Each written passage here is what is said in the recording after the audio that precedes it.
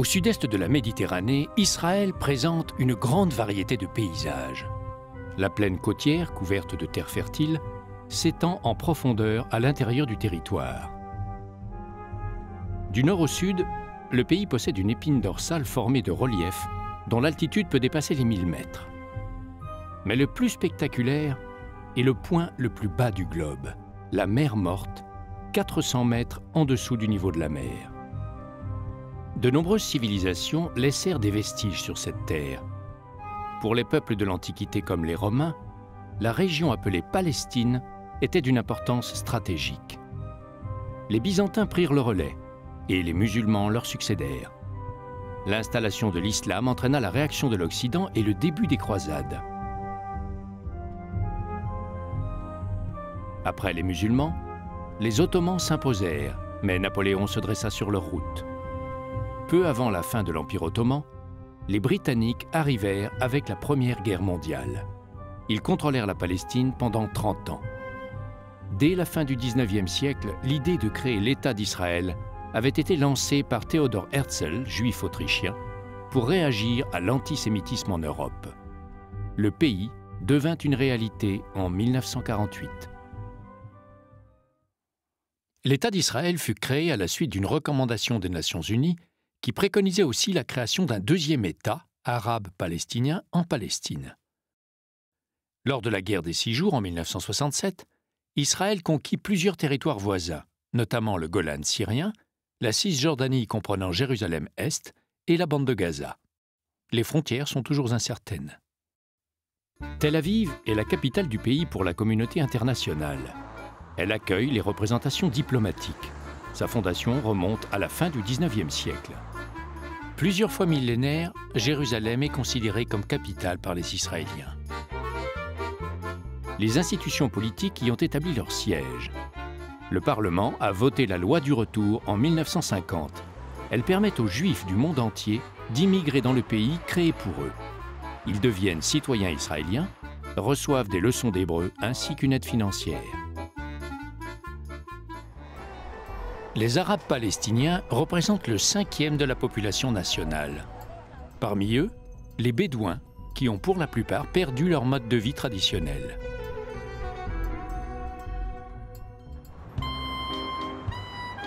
La population est relativement jeune. Près de 30% des Israéliens ont moins de 14 ans. Israël est aussi le pays où l'on compte la plus grande proportion de célibataires. Cela n'empêche que depuis la fondation de l'État, la population a été multipliée par 8. L'armée est omniprésente. Le service militaire est en effet obligatoire. Il dure 3 ans pour les hommes et 2 ans pour les femmes. 80% des Israéliens sont juifs. Le judaïsme est la plus ancienne des religions monothéistes. Sans aucune autorité centrale, les juifs se réfèrent à leurs textes fondateurs et à leur enseignement.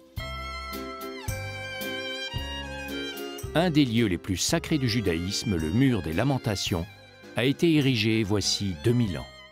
Jérusalem compte aussi beaucoup pour les musulmans. C'est la 3e ville sainte de l'islam.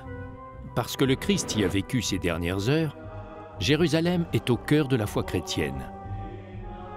Pour les chrétiens de toute confession, la ville est un incontournable lieu de pèlerinage. Les traditions des 3 religions monothéistes y sont naturellement très vivantes.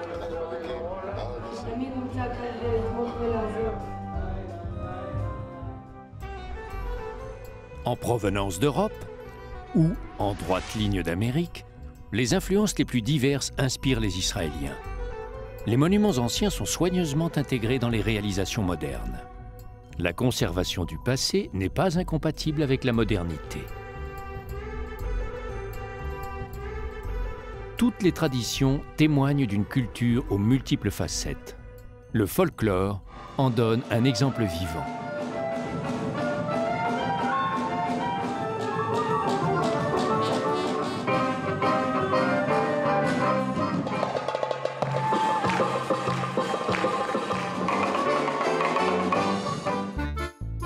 L'hébreu est la langue nationale. De nombreux panneaux lui associent l'arabe et l'anglais. Les Juifs pratiquants suivent un régime alimentaire précis. La nourriture cachère respecte leurs recommandations, mais les autres spécialités ont aussi leur place. Ça s'appelle salouf. C'est du pain à base de blé complet et d'un peu de farine blanche. On y ajoute du thym, de l'huile d'olive et d'autres petites choses. La tradition juive englobe aussi la connaissance approfondie des plantes médicinales. Ça, c'est un noyer. Et la noix est connue pour être un antibiotique très fort. La connaissance de son corps et le goût du rythme font partie de la culture du pays. Les Israéliens y trouvent un épanouissement parfois contrarié par les impératifs de la sécurité. Depuis sa création, Israël est un pays en alerte et son territoire fait l'objet d'une surveillance constante. Tous les moyens défensifs sont utilisés pour prévenir les incursions hostiles. Le mur de séparation parcourt des centaines de kilomètres à travers la Cisjordanie. De part et d'autre de la construction, il existe des tentatives de rapprochement. Mais il faut que les canons se taisent pour entendre les messages d'amour.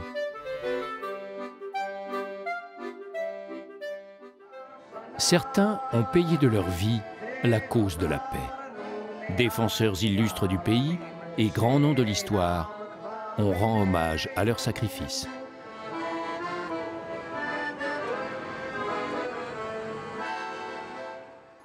Dès sa création, Israël s'est lancé un ambitieux défi: mettre en place les infrastructures nécessaires à la distribution de l'eau. L'eau était disponible dans le nord, mais elle faisait cruellement défaut dans le sud désertique. D'importants investissements ont été rendus possibles grâce à l'aide internationale et ont permis, avec notamment l'utilisation des eaux du Jourdain, de valoriser des centaines de milliers d'hectares d'une terre ingrate.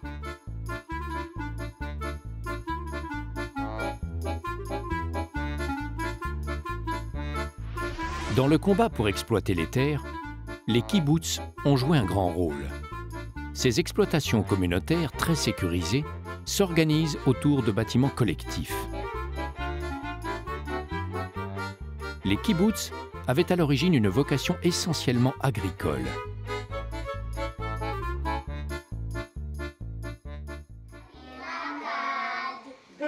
Beaucoup y passent leur vie entière.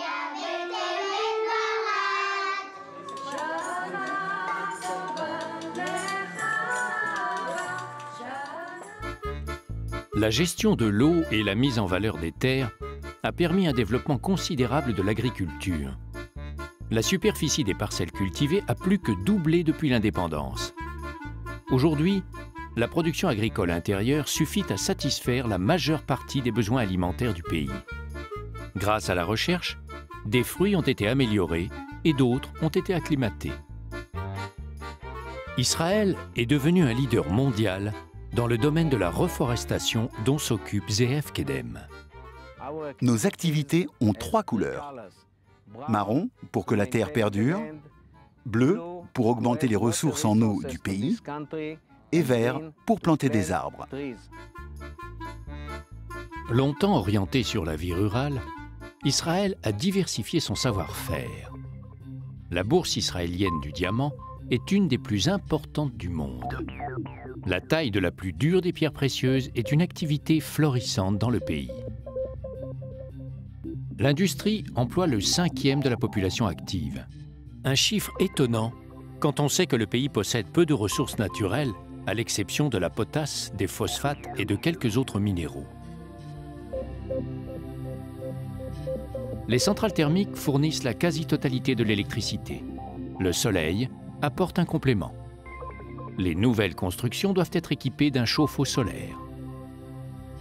Toutes les solutions sont exploitées pour réduire la facture énergétique. Le pays a la maîtrise de l'énergie nucléaire, mais pas à des fins civiles. Israël est aujourd'hui à la pointe du secteur des hautes technologies. La ville de Tel Aviv compte parmi les premières technopoles mondiales. Un réseau serré de communication complète l'équipement d'Israël.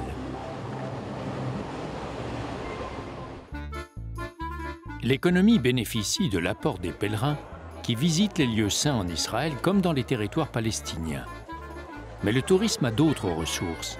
Le climat est propice et la baignade dans la mer Morte est une belle démonstration des lois de la physique. Quand le pays sera un havre de paix, se réaliseront peut-être ses rêves d'avenir. Entre Tel Aviv et le désert du Negev, on rencontre des modes de vie extrêmement différents sur un territoire national pourtant pas plus grand que la Bretagne. On mesure la distance qui sépare le camp de nomades et la grande ville moderne. Le nom de Tel Aviv est emprunté à la Bible. Il signifie « colline du printemps ». À l'origine, la ville devait adopter le profil d'une cité-jardin à l'anglaise avec des maisons familiales et des espaces verts.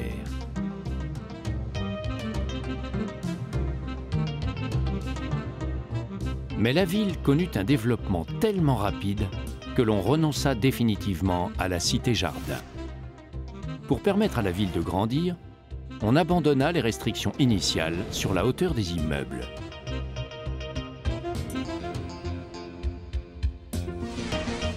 En libérant l'espace, on libéra aussi la création. Les architectes et les artistes se précipitèrent sur l'occasion.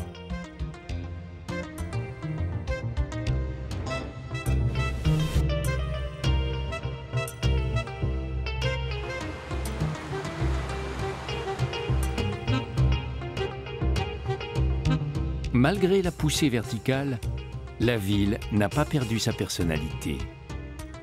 Au pied de tours modernes, on a conservé intacte une série de maisons de l'ancienne colonie de Sarona, bâties dans les années 1870 par des chrétiens allemands immigrés ici.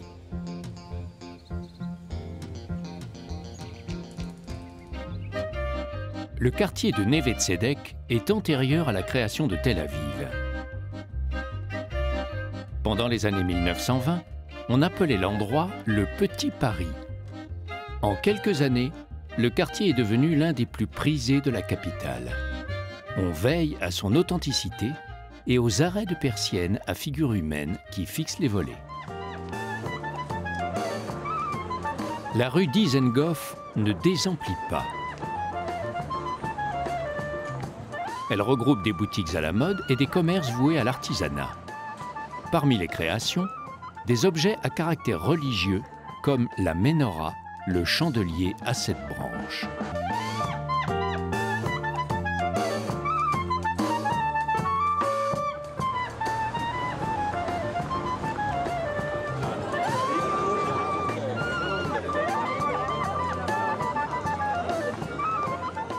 À proximité, le marché du Carmel étale les couleurs des productions typiques du bassin méditerranéen.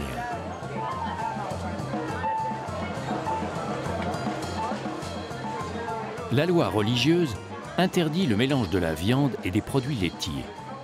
Les commerçants qui proposent les deux se doivent donc d'être attentifs. En ce qui concerne les produits de la mer, on ne respecte pas les principes cachers si l'on consomme coquillages et crustacés. Mais quel que soit le quartier, les repas restent un plaisir et même un spectacle.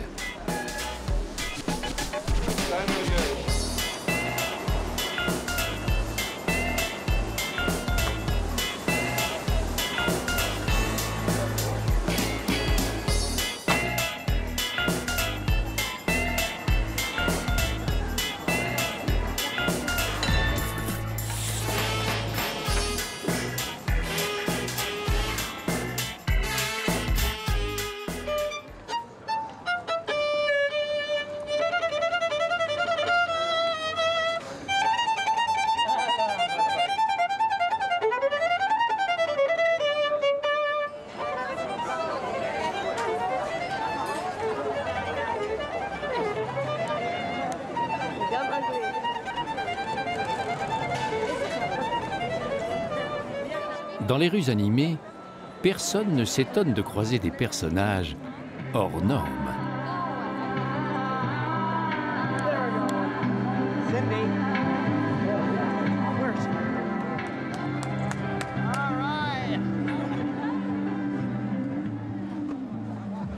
À deux pas, indifférents à l'excentricité, mais bien plus orthodoxes, certains s'efforcent de convaincre les Juifs de revenir à des pratiques plus traditionnelles. Appliquer une petite boîte cubique, le phylactère, contenant des passages bibliques sur le front et au bras gauche à l'aide d'une lanière de cuir.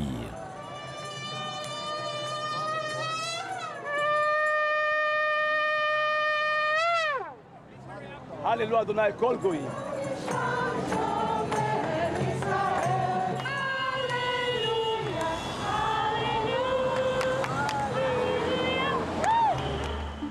Dans les années 1930, des architectes juifs allemands sont arrivés en introduisant un style géométrique sobre et fonctionnel. Daniel Rosenblum. Le Bauhaus est une école d'architecture extérieure et de design intérieur fondée en 1918, juste après la Première Guerre mondiale, par Gropius, un architecte allemand. Les lignes de cette architecture, c'est surtout beaucoup de lumière, des plafonds hauts, mais le design est très horizontal. Le seul élément vertical, c'est la fenêtre étroite qui donne de la lumière à la cage d'escalier. L'architecture Bauhaus était portée par l'idéologie socialiste. Elle transposait en architecture une dimension égalitaire, avec des espaces communs qui devaient bénéficier à tout le monde. À Tel Aviv, les influences sont nombreuses. Les résultats sont parfois étonnants, comme le bâtiment surnommé la Maison Folle. Les murs aussi sont des supports pour l'expression artistique. Les références politiques ne sont jamais totalement absentes.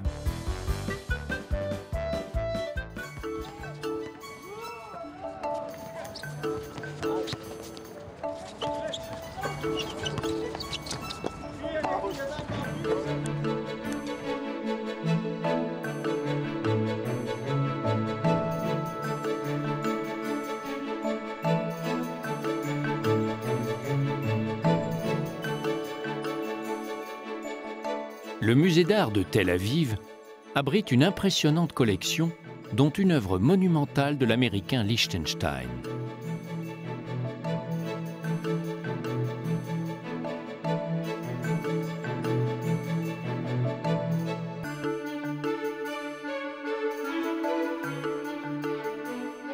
L'Autrichien Gustav Klimt côtoie Giacometti, le peintre et sculpteur suisse, et l'un des artistes les plus cotés au monde, l'Américain Jackson Pollock. Les deux grands maîtres espagnols du XXe siècle sont réunis, Pablo Picasso et Juan Miró. Le peintre français d'origine russe, Marc Chagall, est également en bonne place. Sur le front de mer, on comprend vite que Tel Aviv est une ville décontractée. Jérusalem n'est distante que de 80 km seulement, et pourtant des années-lumière séparent les deux cités. Ici, pas de lieu saint, pas de pèlerins, moins d'interdits et un petit air de Californie.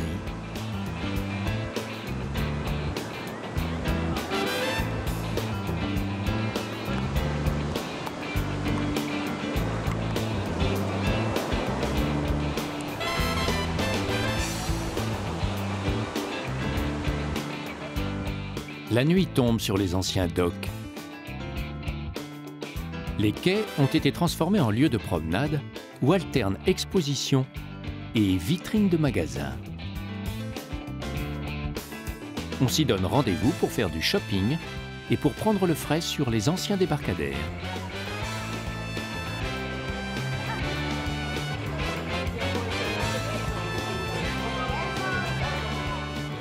À Tel Aviv, on aime le chocolat, car ici, le plaisir est roi. Tous les plaisirs. Dans un pays aussi marqué par la religion, le nombre de bars où l'on s'affiche peut surprendre.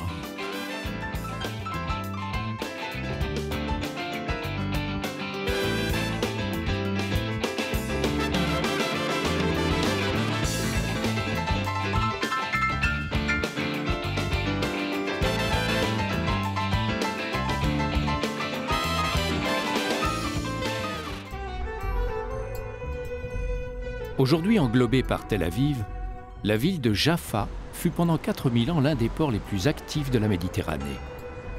La tour de l'horloge domine la vieille ville. Elle remonte à l'époque ottomane au début du XXe siècle. Curieusement, le marché aux puces de Jaffa a été créé par la police anglaise. À l'entrée de la ville, la police organisait tous les mois une vente aux enchères d'objets volés ou perdus. Les Arabes croyaient qu'un anneau de mariage acheté ici portait bonheur. Le marché aux puces ressemble beaucoup à un souk. Les vendeurs concluent rapidement la première vente du dimanche matin. Elle doit leur porter chance pour la semaine qui suit.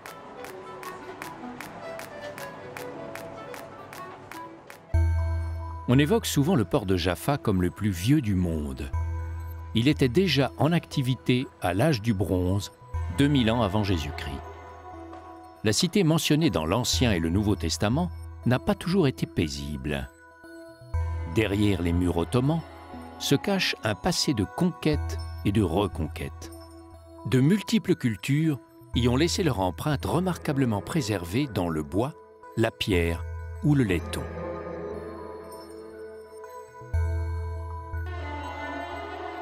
Des galeries d'art ont ouvert dans la vieille ville. Une bâtisse qui hébergeait jadis les pèlerins juifs est devenue le musée Ilana Gor, du nom de l'artiste qui l'habite.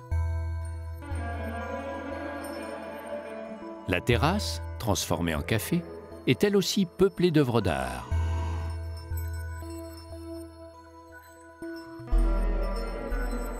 À Jaffa, les artistes s'inspirent aussi des sujets bibliques, comme la baleine de Jonas. Les orthodoxes de rite grec possèdent un monastère dans la ville. L'Église grecque orthodoxe est le plus grand propriétaire foncier d'Israël.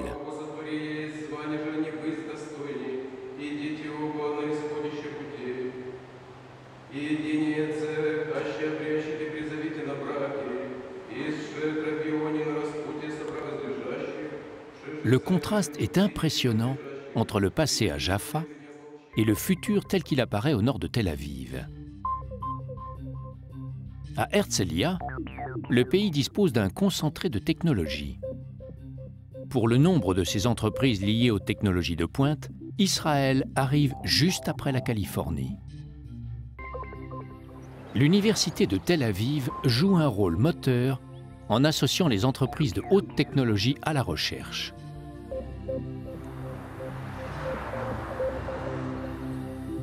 Le premier président d'Israël, Chaim Weizmann, était un chimiste réputé. Autour de sa maison s'est développé un institut scientifique réputé dans le monde entier. Weizmann fut honoré pour ses mérites. Le constructeur automobile Henry Ford Jr. lui offrit une voiture fabriquée en 2 exemplaires seulement. Des entreprises privées aident au financement des départements scientifiques. L'énergie solaire est capturée grâce à un four qui permet d'atteindre des températures très élevées sans polluer. Les lois de la physique sont étudiées de multiples manières, et notamment par l'intermédiaire d'un accélérateur de particules.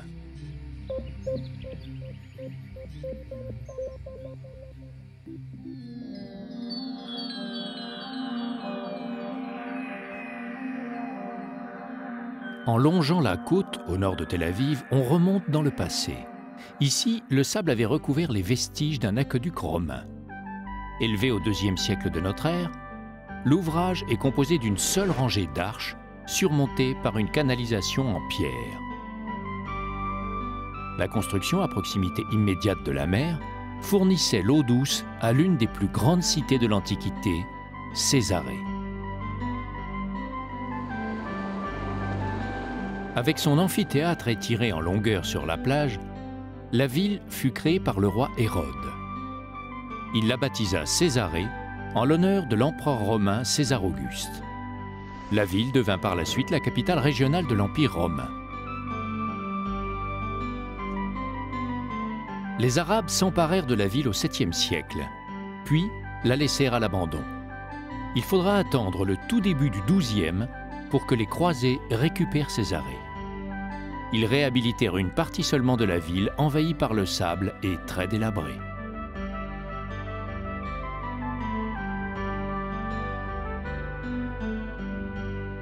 Comme à l'époque des Romains, le théâtre bénéficie d'un décor naturel unique face à la mer Méditerranée.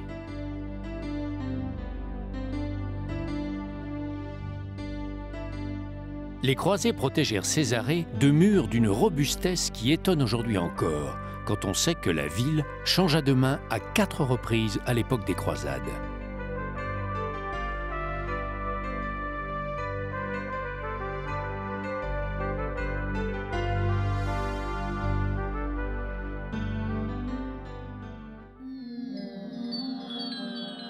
En direction du nord, les reliefs sont suffisamment élevés pour provoquer des précipitations. Elles alimentent les cours d'eau qui irriguent la plaine fertile.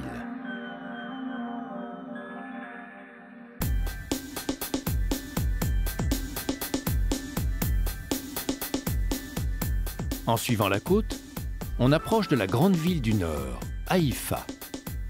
Autrefois, la cité était industrielle, mais avec l'essor des nouvelles technologies, son visage a changé. Haïfa possède une véritable Silicon Valley.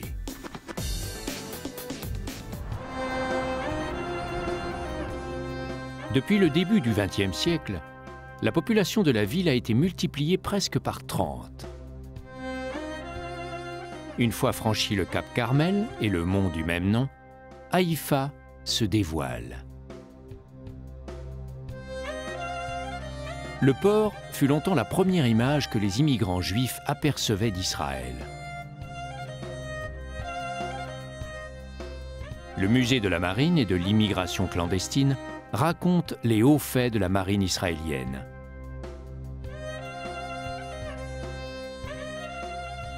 Sur le mont Carmel, d'immenses jardins sont un lieu saint de la religion Bahaï. Celle-ci a vu le jour en Perse au XIXe siècle. C'est ici qu'est inhumé le fondateur de la religion.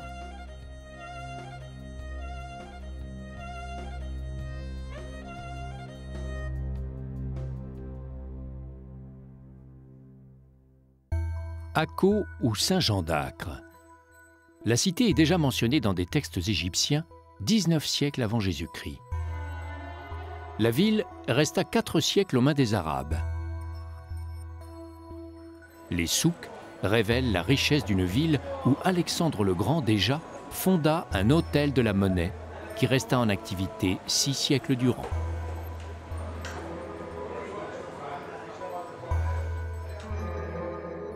Les croisés s'emparèrent de la ville et en firent la capitale du royaume latin de Palestine.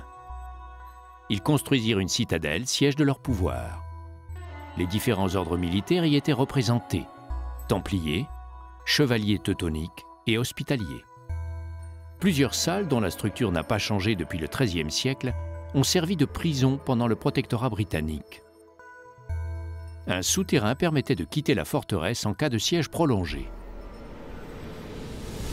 À l'emplacement où les croisés avaient bâti une cathédrale, les Ottomans ont élevé la mosquée El Djazar au XVIIIe siècle. Sur les murs, les tonalités bleues et brunes sont typiques de l'art ottoman finissant.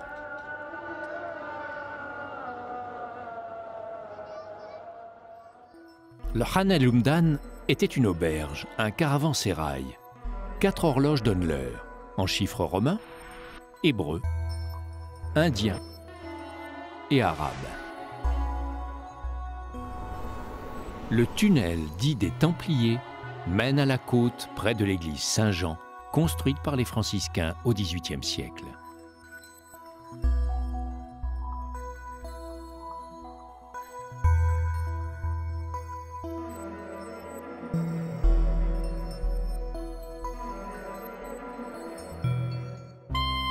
En direction de l'est, on traverse la Galilée. Les parcelles adoptent parfois des formes étonnantes, comme la disposition en étoile pour faciliter à l'origine la protection du village.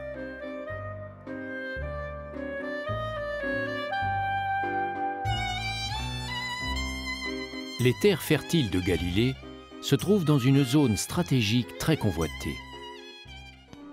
Au loin, le plateau du Golan, un territoire syrien occupé par Israël depuis 1967.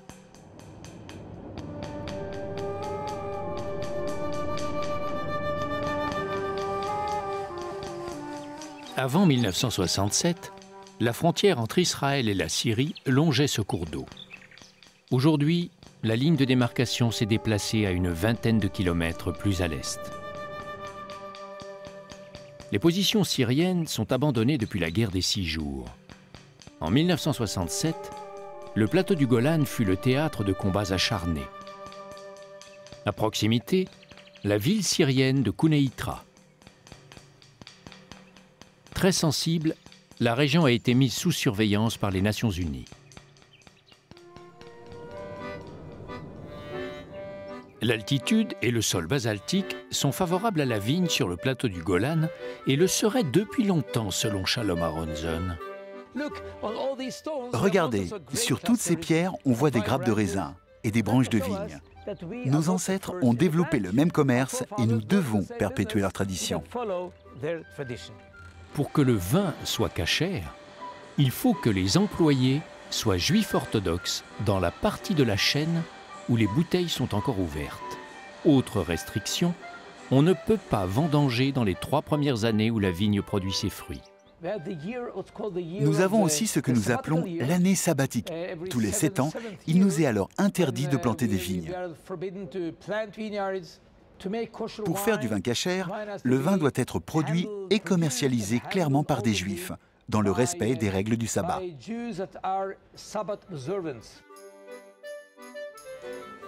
Les vins israéliens commencent à se faire connaître sur le marché international, notamment grâce à la diversité des cépages.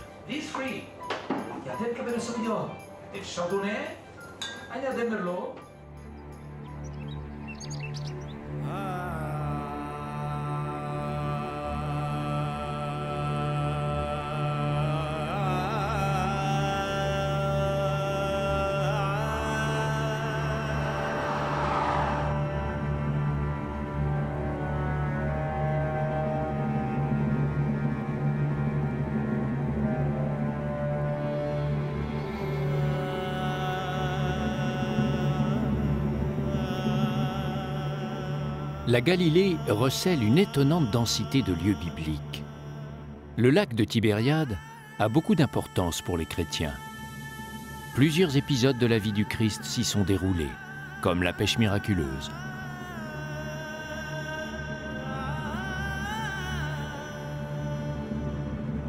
Le Christ a prêché dans la synagogue de Capharnaüm. Le mot est devenu synonyme de désordre, à cause de l'intense activité commerciale de cette ville antique. Une autre localité de Galilée se détache dans la culture chrétienne, Nazareth. C'est la ville où le Christ a passé sa jeunesse. Aujourd'hui, elle est la première ville à population arabo-palestinienne d'Israël. D'après les évangiles, Marie, la mère du Christ, eut ici la révélation de son destin. La basilique de l'Annonciation fut élevée en souvenir de l'événement.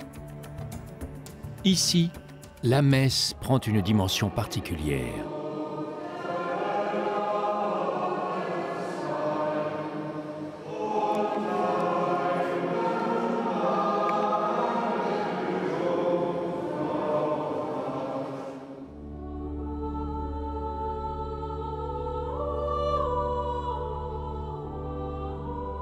C'est au sommet du mont Tabor que se déroula la transfiguration.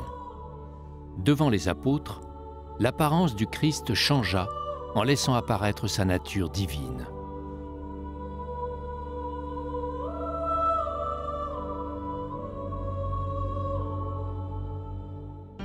Plus au sud, la ville antique de Beth Shean est un des grands centres archéologiques d'Israël. Les fouilles ont révélé l'existence de 20 localités différentes superposées au cours de l'histoire. À l'époque romaine, la ville sortait déjà du rang par la grande taille de son amphithéâtre.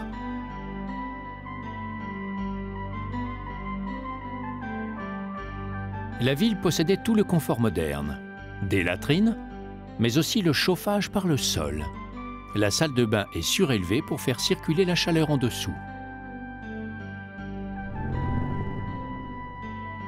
La ville fut ravagée par un tremblement de terre au 8e siècle. Pratiquement tout ce qui est debout aujourd'hui l'est grâce aux efforts de restauration.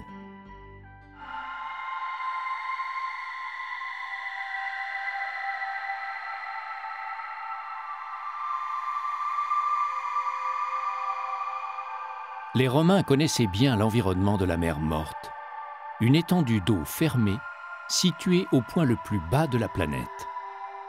Les lieux sont arides et la végétation quasi inexistante.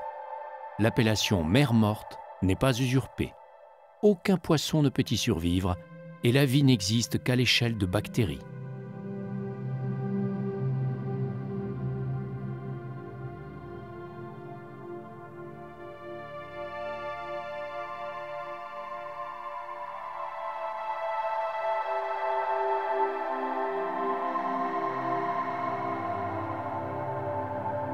Dans les bassins de décantation, l'eau de faible profondeur s'évapore très rapidement.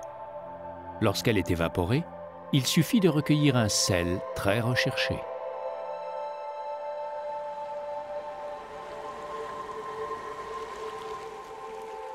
Sur les rives, le sel forme une couche épaisse. Dans la mer, grâce à la densité du sel, il n'est pas nécessaire de savoir nager.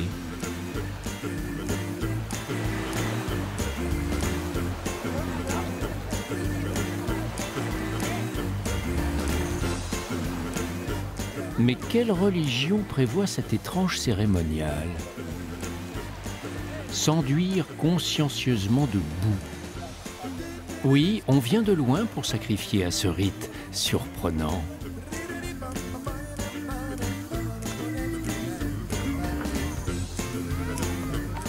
Explication. L'eau de la mer Morte contient des minéraux aux effets bénéfiques et l'application de boue permet d'en profiter. De plus, l'atmosphère est ici exceptionnelle.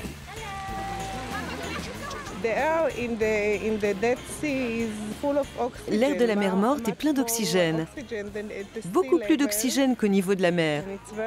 Et c'est très sain. On se sent mieux, on se sent très serein ici. Il y a du bromure dans l'air. L'air, le sel et la boue constituent un tiercé gagnant. D'autant que cela n'empêche pas la coquetterie.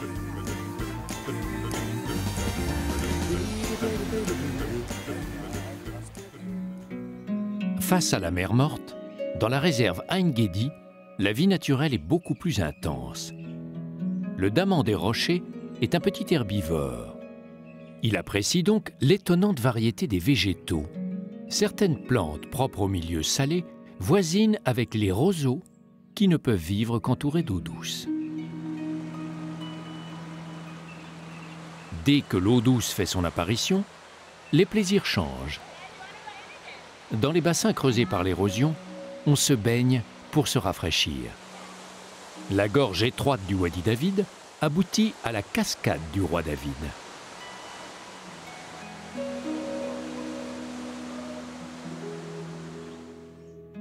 Le bouquetin de Nubie est souvent mentionné dans la Bible, mais il a bien failli disparaître de la région. Il est aujourd'hui protégé. La femelle porte des cornes fines et courtes.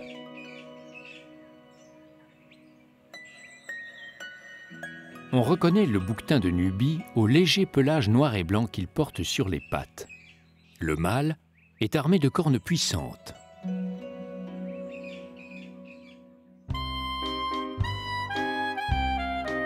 Le kibboutz Ein Gedi, lui aussi face à la mer Morte, comporte un jardin botanique créé de toutes pièces. On y dénombre des centaines d'espèces plantées ici pour les plus anciennes il y a une cinquantaine d'années. Mais comment avoir fait pousser autant d'espèces différentes sur un terrain aussi difficile? Joëlla Lugassi. Le rêve des premiers arrivants ici, c'était de faire vivre le désert. Ils ont fait des essais, ils ne savaient pas quelles plantes ou quels arbres pouvaient s'adapter à cette terre qui était vraiment très salée. Ils ont commencé à planter de grands arbres, puis ils ont continué avec d'autres plantes, puis encore d'autres. Et ça s'est développé jusqu'à devenir ce beau jardin.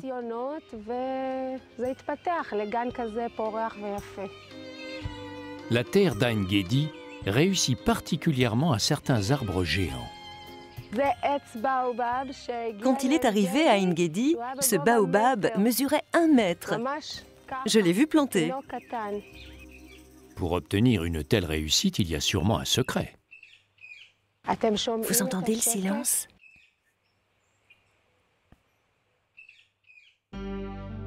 Le sud de la mer Morte est dominé par un impressionnant rocher abrupt. Le plateau au sommet porte les ruines de l'antique Masada, un bastion fortifié quasiment inaccessible à l'époque.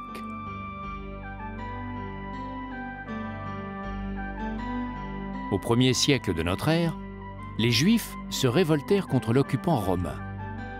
1 millier d'entre eux se réfugièrent à Masada pour lutter contre la répression qui suivit. Avec leurs réserves, ils pouvaient tenir des mois durant. La forteresse était bien protégée. Le roi Hérode l'avait dotée de moyens défensifs, mais aussi de bâtiments agrémentés de mosaïques.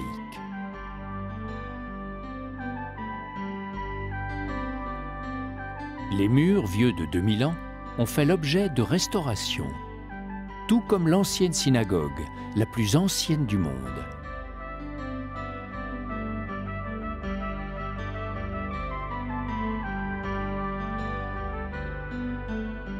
La forteresse possédait également des entrepôts et un établissement de bains.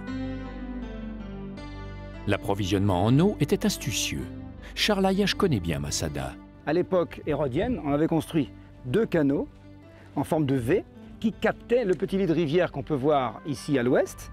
Et donc cette eau coulait le long des canaux pour aller remplir 12 citernes. Et les serviteurs, semble-t-il peut-être des esclaves, allaient chercher cette eau dans des outres, montaient ensuite le long du sentier qui est ici pour aller remplir les citernes supérieures que l'on voit ici juste devant nous. Les Romains s'emparèrent malgré tout de Masada, mais les occupants, plutôt que de se rendre, se suicidèrent. Masada est devenu un symbole de la résistance juive.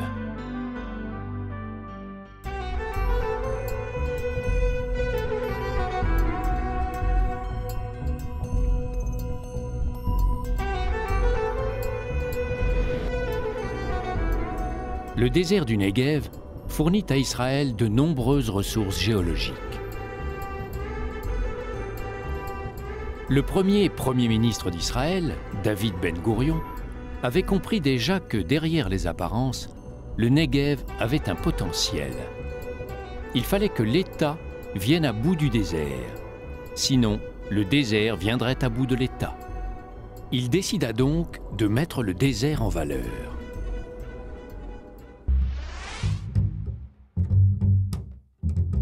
Aujourd'hui, les efforts se poursuivent. Une réserve a été créée pour réunir des animaux sauvages déjà mentionnés dans la Bible ou menacés de disparition. C'est ainsi que l'oryx d'Arabie côtoie l'onagre, un âne sauvage. Elle arrive toujours sur la pointe des pattes, l'autruche. On sait qu'elle peut être très rapide à la course, mais on sait moins qu'elle est très curieuse.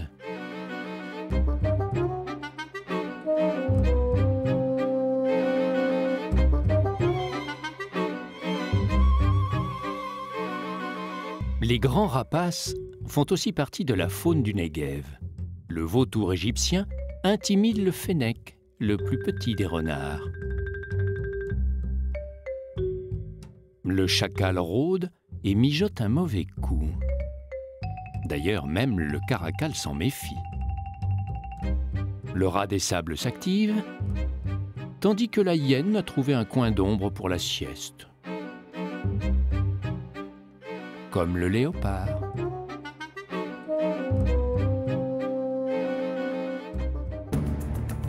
Le Negev représente plus de 60% du territoire d'Israël, mais n'est habité que par un faible pourcentage de la population, comprenant notamment les Bédouins. Les vents de sable sont responsables d'une forte érosion qui a dessiné des arches dans la montagne et qui a taillé les piliers du roi Salomon dans une monumentale falaise de grès.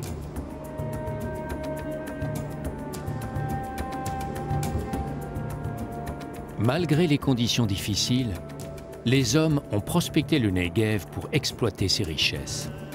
À l'époque de l'Égypte ancienne, on extrayait déjà ici le minerai de cuivre à l'aide d'outils rudimentaires.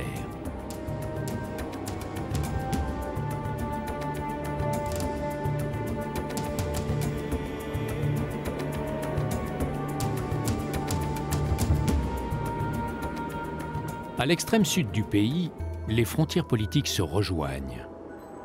L'Égypte, la Jordanie et Israël se rejoignent à la lisière du Sinaï. La région est stratégique. Les armées surveillent leurs positions mutuelles.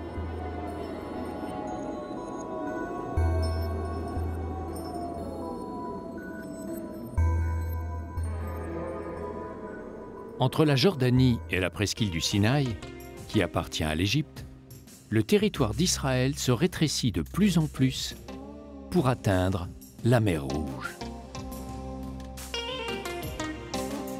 Le port d'Eilat est un accès vital pour les importations d'hydrocarbures et pour les marchandises qui arrivent par l'océan Indien en provenance du Moyen-Orient et d'Asie. L'aéroport se trouve en plein centre d'une ville qui a beaucoup grandi. Les grands hôtels sont rassemblés face à la mer dans un style très hollywoodien.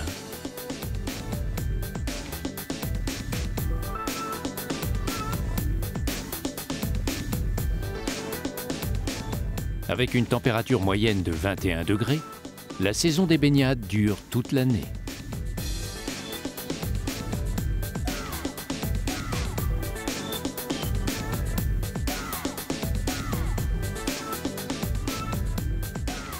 La mer Rouge regorge de coraux qu'il faut protéger. Les touristes peuvent s'initier aux richesses de la mer grâce à différentes attractions. L'une d'elles permet d'approcher des dauphins dans leur environnement presque naturel. Maria Steurer. Il y a pas mal de dauphins dans le golfe de différentes espèces. Les dauphins qui vivent dans cette région appartiennent à une espèce qui vit en eau profonde. Donc, ils ne pourraient pas subsister dans un endroit comme celui-ci, où l'eau est si peu profonde. Ces dauphins-ci proviennent de la mer Noire et ils sont habitués à vivre en faible profondeur. Qu'ils soient de la mer Noire ou de la mer Rouge, les dauphins ont le sens du spectacle et apprécient les caresses.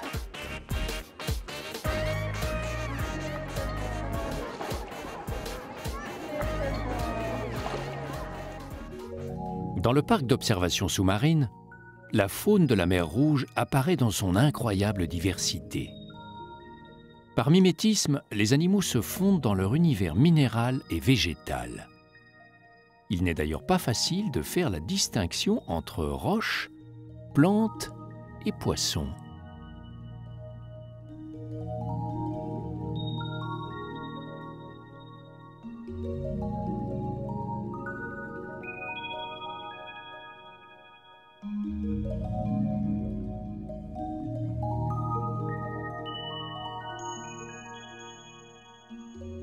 La vie sous-marine défile comme dans un film. Derrière un écran de verre, la mer donne un spectacle permanent, un spectacle sans limite.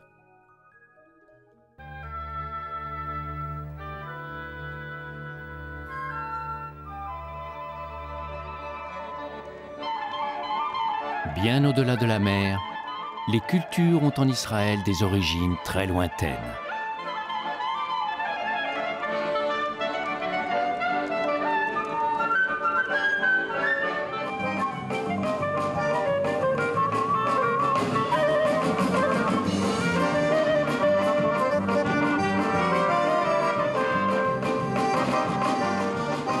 En Israël, les cultures ne connaissent pas les frontières.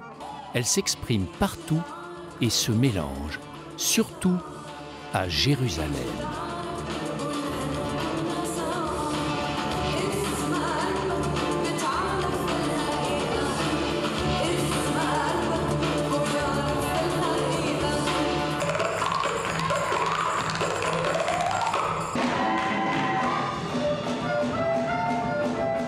Aucune ville au monde n'a connu un tel destin. Si toutes les cultures se rejoignent sans exception, alors Israël, comme la région tout entière, pourra nourrir un grand rêve d'avenir.